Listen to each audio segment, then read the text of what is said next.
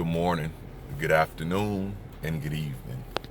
It really doesn't matter what time of the day it is. As long as you're tuned in with me, I think we'll be doing just fine. This afternoon, I really want to speak upon preparation. Are we preparing our youth? This one's for the youth. Are we preparing our youth to be young men? Are we preparing our youth for the world that becomes them? Are we teaching our children about things like financial literacy?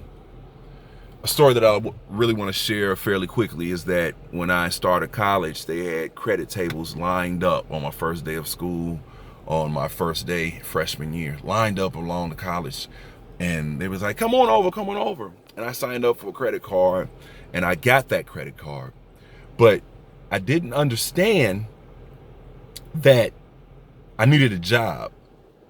So of course, I got in the rears fairly quickly because with that $1,000 credit limit, I spent it fairly quickly, about clothes and all type of things. And that got me in the rears, and that got me in a pitfall that I had to learn on my own to get up out of.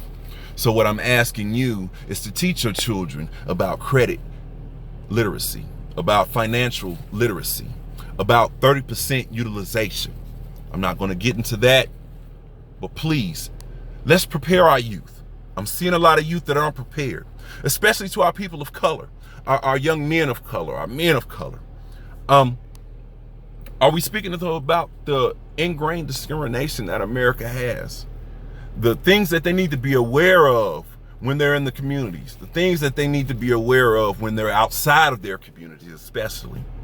You know, things like not putting a hood on when you're in a car, things that can avoid you some of the things that may happen to you.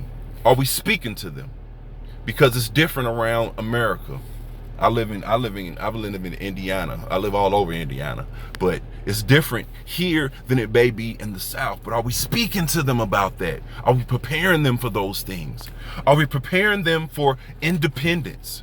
Are we teaching our young men how to cook, how to clean, how to not be dependent upon a woman, how to be a man and how to stand on their own 10 and do what they're supposed to do? Are we preparing them on how to catch the bus, how to fill out a resume, how to fill out an application for a job? Are we preparing them? The last thing I want to say on this video is that we cannot have another generation that is not better than the generation that was before it. Every generation should be better than the generation that preceded it. Let's prepare them. I want my kids to have it all.